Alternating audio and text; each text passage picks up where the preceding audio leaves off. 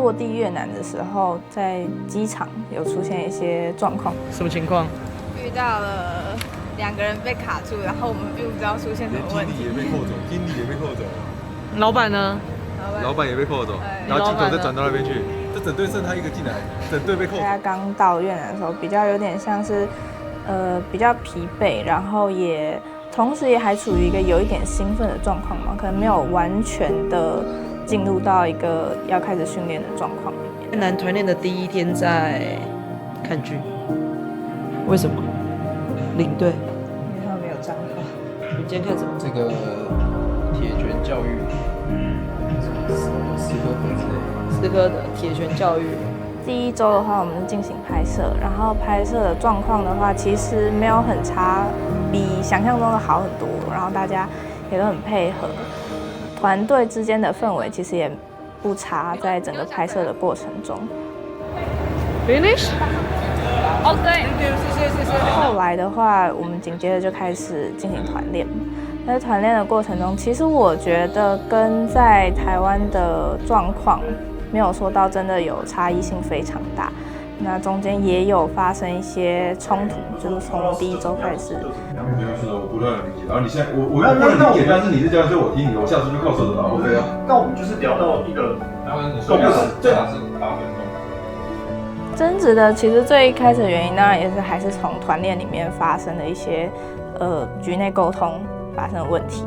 你就也说了嘛，就是因为我说你被单杀，所以你不爽。对啊。那这有什么不爽的事实？我操作失误你也可以讲，为什么你被单杀？我记得是图拉就直接点出可爱的问题嘛，反正简单来说，就是因为可爱可能操作上的失误什么等等之类的，可爱就很直接性的反映了当下的感受了。那当然不免俗的就是2个有一个不小的争吵了。所以我也没有否定之前，我刚不就说了，以上都被单杀，就这样而已吗？你好，总是认为队友都很烂吗？应该说那个对我来说，它只是一个沟通的过程啊。我是觉得那个是一个蛮良性的沟通啊，虽然看起来是蛮可怕的，对。可是我觉得愿意冲突、愿意沟通的队伍才会慢慢变好了。我觉得这个是相对好吧，就是大家把自己在乎的点先说出来吧，因为每个人都有自己的雷点嘛。说真的啊，就是特别在乎的点，这个是根深蒂固，从原生家庭都带出来的。那我们尽量就不要去碰触这些状况，就是你就忍不住嘛，但是可能听感就会有一点觉得不舒服，因为毕竟每个人生长环境不一样嘛。那确实这个游戏来说，团队游戏来说，本来就没有唯一标准答案。所以当下我就选择相信他们能够透过那样子比较激烈的沟通碰撞，然后慢慢能够找到彼此都能接受的方式。那个时候其实反正我就是相信他们，经过碰撞之后，2个人都可以好好思考，整个团队都可以好好思考，那问题就可能会有机会被解决。这样。对，反正我的意思就是说，我知道你平常团练都很认真，所以有时候你有失误什么，我也觉得没关系，就是你不会想要去讲，就是希望你也知道我团练是很认真。后续的话，我觉得与其说是真的有谁去介入或者是什么让这件事情落幕，不如说他们2个吵累了，然后就默默的这件事情好像就过去了。但是这件事情变成整个队伍心中的一根刺，它就存在在那里，没有人可以把它处理掉，但是它还是没有消失。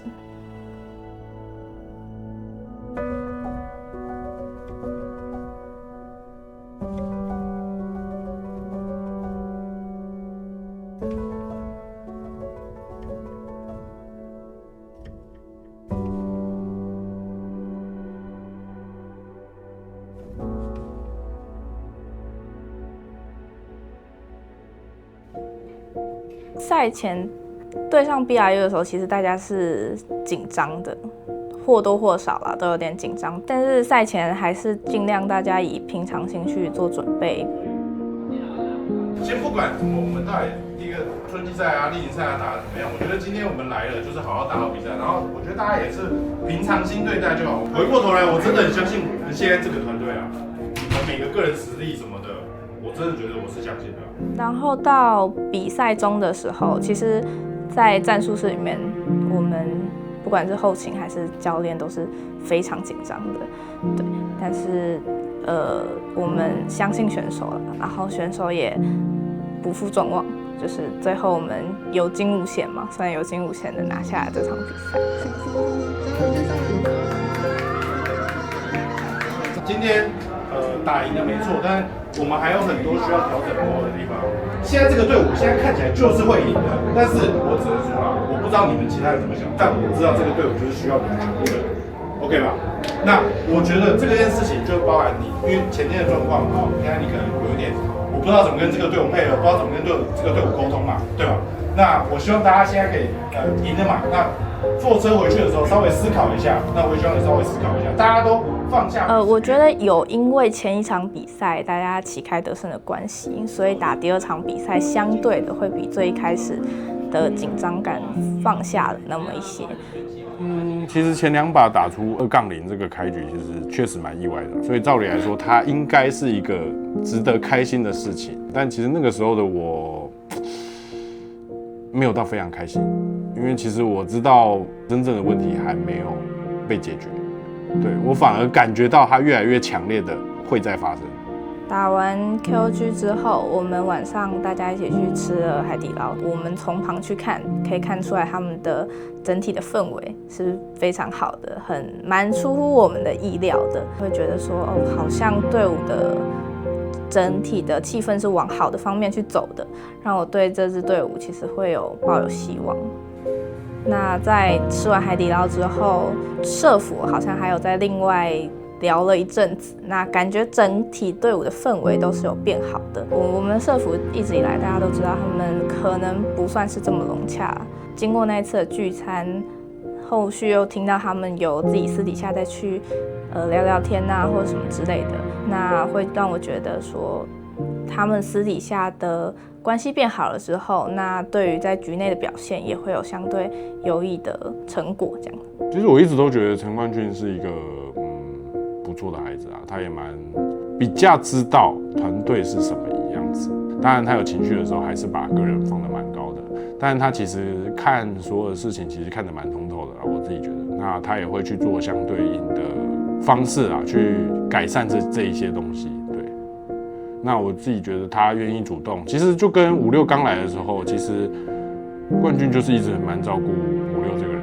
当然。他一开始最照顾嘛，导致中间可能有伤过心，然后就导致有裂痕。那有裂痕之后，再重新修补之后，现在又回到当初的状态。其实我觉得我是蛮替他感到开心的。找我高点，不是遮脸。完成。对，那个时候其实我那个时候反而更纠结的是，我到底该不该介入去处理？可是如果我现在介入的话，会不会打乱我现在2-0莫名其妙会赢的节奏？不介入的话，那他们会因为几场的胜利就找到队伍的答案吗？其实我那个时候其实挺纠结的，但最后我还是选择了等待啦，因为我觉得有些难的决定真的不是不知道有没有问题，而是知道有问题，但是却不知道什么时间点该解决，跟什么样的方式解决。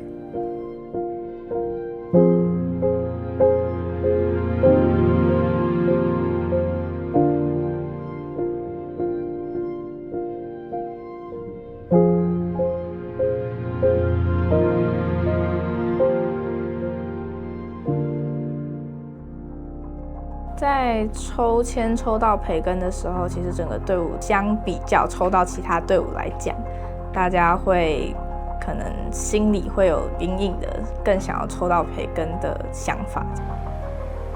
打培根当天的话，因为我们是第一场早上就离开饭店了，那对于选手的精神状况啊，跟可能思绪都会有一定的影响。我知道大家抽完签之后，可能都比较放松一点。说真的，因为可能以签运来说，大家可能觉得培根可能相对其他队伍来说，相对比较好替补一点。但现在已经到比赛了嘛，我还是觉得大家还是要冷静一点，你知道吗？就是能到2-0的队伍，怎么样？就是我觉得都是强的啦。老话一句，就是做同一件事情，方面就会很好。首先我也相信我们打的这一段时间，其实越来越可以理解这件事情的重要性。就这样，好了。我就觉得我们稳稳打，我们就是比对面强啊。但前提是我们得稳稳打，好不好？然后过程中的话，其实还是正常的沟通过程，然后 BP 什么的，其实都是以大家原本聊好的去进行的。不解哦，我在放歌吗？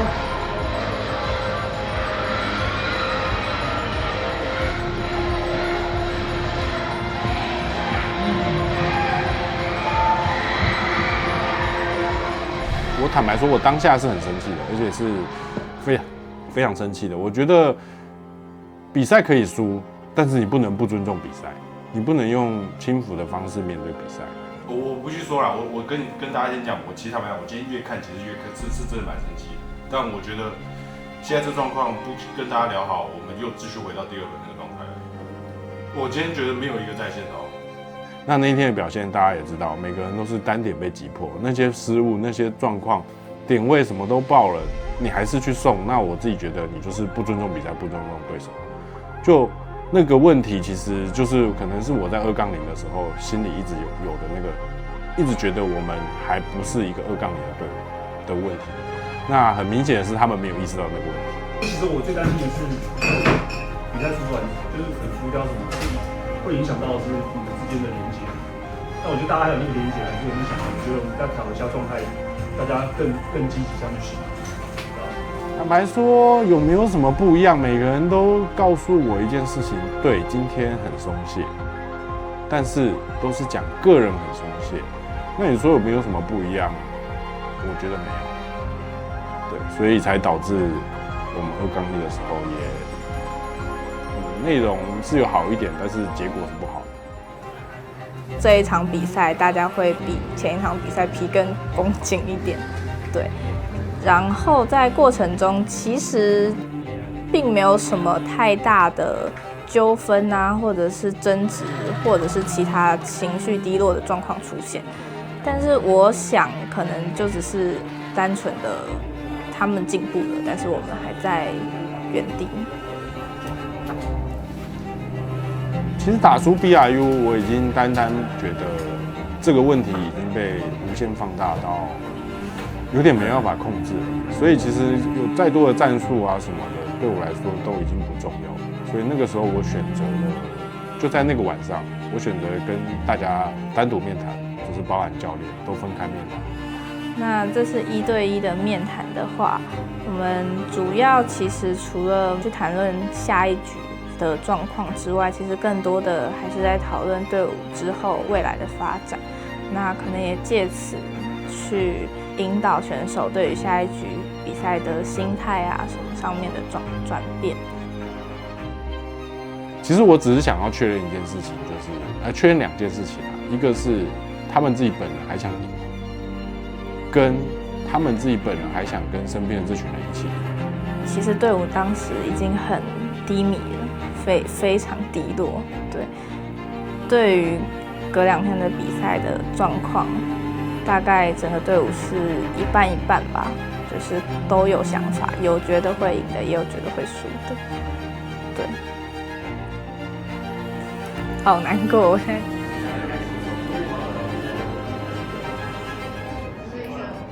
其实大家讲的，必须说比我想象中的还要多一点，表达了很多自我的想法等等之类的。比较多数人都是觉得自己没有问题，都是别人的问题。他们都一直有一个观念叫做，如果别人怎么样，我就会怎么样。但是这个前提是别人得先怎么样。但是他们没有意识到自己本身的问题，大家都是以个人角度去出发的。所以，但我的认知是，他们对于职业、对于团队意识是很薄弱，反而更确认一件事情是，这个问题已经没有办法再处理。那在跟 ANK 的局内比赛过程中，中间有发生一个节点，是我们的中辅发生一些冲突。那这个冲突有一点像是在局中的时候埋下一颗种子，然后到后台的时候，战术室的时候，大家这个种子引爆了。就那个时候才真的发现，就是问题如果真的没有被解开啦，真的会被无限放大。其实真的很清楚，其实我们不是没有沟通，就是没有去解决沟通的问题。然后也因为我一直等待，没有去介入，所以导致后面相对失控了。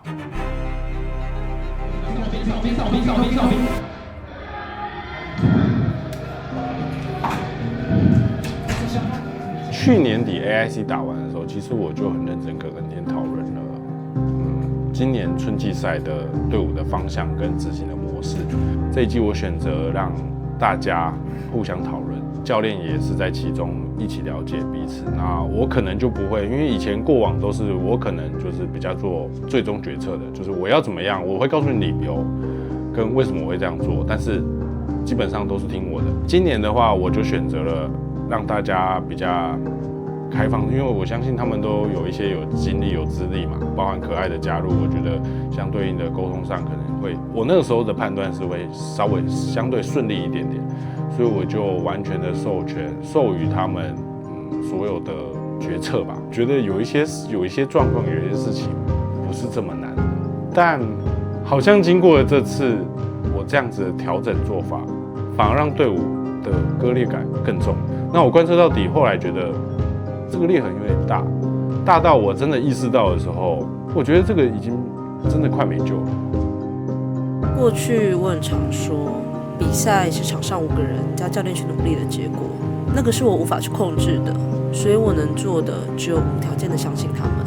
这一次我才意识到，身为后勤的我们，让他们彼此带着不安上场，抱着怀疑去奋斗，以为只要拿到胜利就能弥补他们之前的伤痕。那一种无条件的相信，其实是自以为是的，是盲目的。我觉得有话就说，我觉得它不是一个错，只是我需要重新定义它而已。因为我其实一直都觉得，一支想赢的队伍，他在每一次的碰撞的时候，都因为他们有共同的目标，会互相退让、互相理解、互相包容彼此。经过这次啦，我其实重新理解一件事情，叫做，虽然我相信他们，但是不是把所有问题都交给他们去处理。这个团队现在目前是出现了一些结构上的问题啦，所以我必须把这些结构再次的打散，然后重新建立起新的结构。我觉得在旧有的人员组成里面，其实你要用同样的人来去改变整个组织、整个结构框架的话，还是真的很难。所以这一次我还是会选择一个比较大规模的人员变动。这一趟旅程，我意识到这群人身上的某些东西被我们弄丢了，可能是曾经的光芒，要一起奋斗的冲劲，又或者是单纯想赢的一颗心。他们每个人都不弱，有曾经的世界冠军，也有被说成是天才少年的人，但我们就是无法让他们拼凑在一起。这不是任何一个人的错，却是我们所有人心中的共同遗憾。这是我带的第1群选手，也是第1次国际赛。这中间我看过大家融洽的时候，也看过争执纠纷的时候。在情感上，我不舍这5个人，但也不能让队伍里无法解决的问题一直存在。希望这段经验能让我们都在各自人生道路上进步一点。我以前一直以为，真正想赢的人最后一定会选择团队。这次我才知道，每一位选手都可以是一个很强的腕，而真正困难的是，如何让5个腕愿意放下自己的立场，朝着同一个方向前进。因为只有那一刻，我们才是真正的One Team。